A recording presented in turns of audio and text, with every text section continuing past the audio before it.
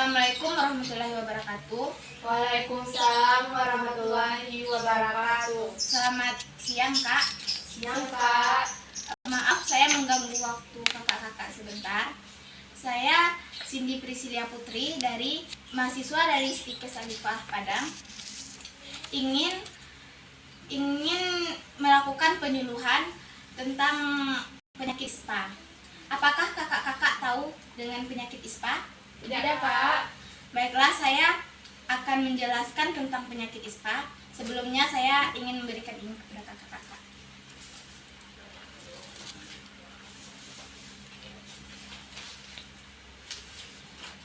Bisa dilihat, Kak?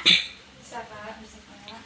Baiklah, saya akan menjelaskan apa itu ISPA dan bagaimana tanda dan gejala ISPA, menjelaskan penyebab tentang ISPA, dan menjelaskan pencegahan ISPA, dan memahami cara pengobatan ISPA.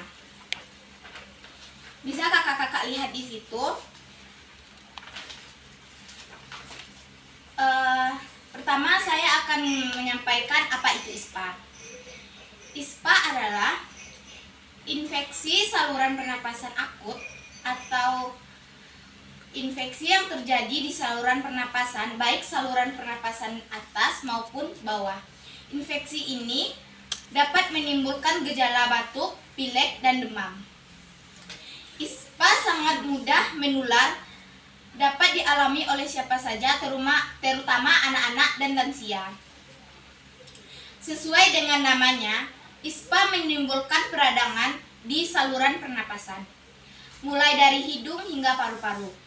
Pada sebagian besar kasus, ISPA disebabkan oleh virus dan dapat sembuh dengan sendirinya tanpa pengobatan khusus. Gejala ISPA berlangsung antara seminggu sampai 2 minggu. Pada sebagian besar kasus, penderita gejala akan mereda setelah minggu pertama. Gejala infeksi saluran pernapasan akut di saluran pernapasan atas dan bawah bisa berbeda.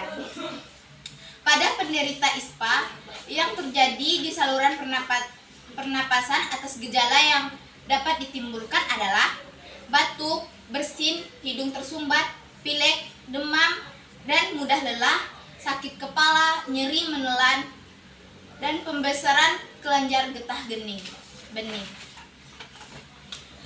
Penyebab ISPA disebabkan oleh infeksi virus atau bakteri di saluran pernapasan. Saluran pernapasan yang dapat terserang infeksi bisa saluran pernapasan atas ataupun bawah. Meski demikian, ISPA paling sering disebabkan oleh infeksi virus dan sering terjadi di saluran pernapasan bagian atas. Pencegahan utama ISPA adalah dengan menerapkan perilaku hidup bersih dan sehat. Beberapa cara yang dapat dilakukan yaitu cuci tangan secara teratur, terutama setelah beraktivitas di tempat umum.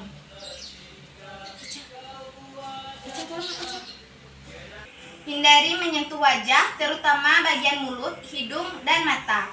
Gunakan sapu tangan atau tisu untuk menutup mulut ketika bersin atau batuk.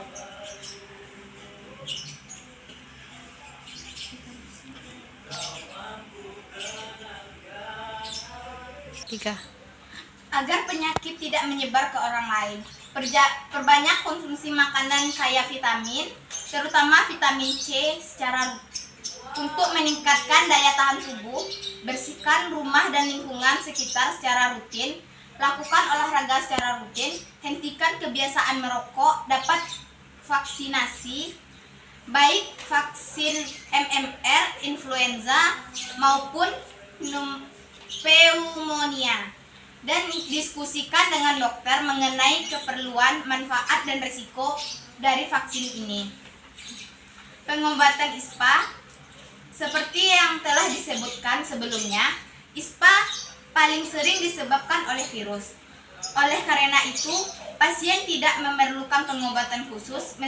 Meski begitu, ada upaya yang dapat dilakukan secara mandiri di rumah untuk meredakan gejalanya, yaitu memperbanyak istirahat dan konsumsi air putih untuk mengencerkan dahak agar lebih mudah untuk dikeluarkan. Mengonsumsi minuman lemon hangat atau madu untuk meredakan batuk. Berkumur dengan air hangat yang diberi garam jika mengalami sakit tenggorokan. Menghirup uap air dari semangkuk air panas yang telah dicampur dengan minyak kayu putih atau mentol untuk meredakan hidung tersumbat. Memosisikan kepala lebih tinggi ketika tidur dengan menggunakan bantal untuk melancarkan pernapasan. Baiklah, dari yang saya sampaikan tadi, apakah kakak-kakak ada yang ingin bertanya? Saya ingin bertanya kak. Ya kak? Tadi sudah kakak jelaskan tanda-tanda gejalanya kan. Di situ saya kurang paham kak, bisa kakak jelaskan lagi kak? Oh, gejalanya ya kak. Iya kak. Gejala ISPA berlangsung antara seminggu sampai 2 minggu.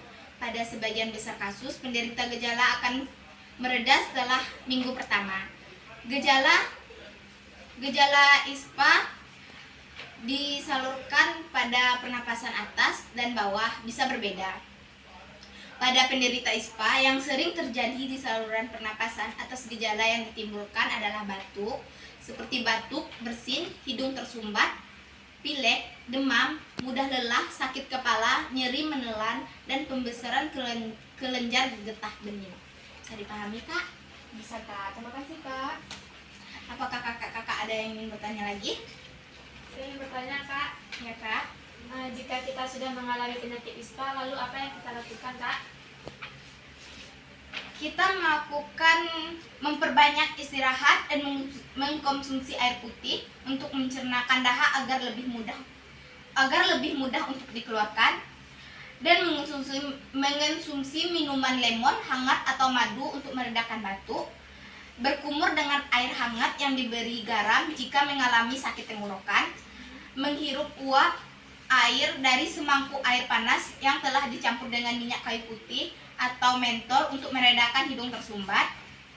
Dan memposisikan kepala lebih tinggi ketika tidur dengan menggunakan bantal untuk melancarkan pernapasan. Bisa dipahami kak? Bisa kak. Dari yang saya jelaskan tadi, apakah kakak-kakak bisa menjelaskan kembali atau mengulangi yang saya jelaskan tadi? Saya kak. Silahkan kak. Baiklah, saya akan mengulangi kembali apa itu ISPA ya kak. Ya, kak. ISPA itu infeksi saluran pernapasan atau infeksi saluran pernapasan atas yang ditandai dengan batuk dan pilek. Umumnya disebabkan oleh kuman atau virus dengan faktor resiko tertular dan penderita ISPA, daya tahan tubuh yang kurang, kurangnya sirkulasi udara dalam rumahnya kumuh, dan gizi yang kurang. Sudah kak. Apakah kakak ada tambahan kak? Baiklah kak, seperti yang saya dengarkan tadi, ternyata ada komplikasinya juga ya kak ya, yang mana bila menjalar ke ginjal akan menyebabkan infeksi ginjal, bila mengenai jantung menyebabkan infeksi pada obat jantung, bila mengenai obat otak menyebabkan radang selaput. Hanya itu kak. Ya, dari yang kakak jelaskan tadi, saya dapat menyimpulkan bahwa kita harus berada di lingkungan yang bersih dan tidak kumuh agar kita terhindar dari ISPA. Kita harus membersihkan lingkungan kita secara rutin agar kita tidak terkena penyakit ISPA. Dan pencegahannya banyak penyakit ISPA itu. Jadi kakak-kakak bisa menerapkan kebersihan dalam rumah dan membersihkan lingkungan kakak secara rutin. Itu yang dapat saya sampaikan. Terima kasih. Assalamualaikum warahmatullahi wabarakatuh. Waalaikumsalam warahmatullahi wabarakatuh.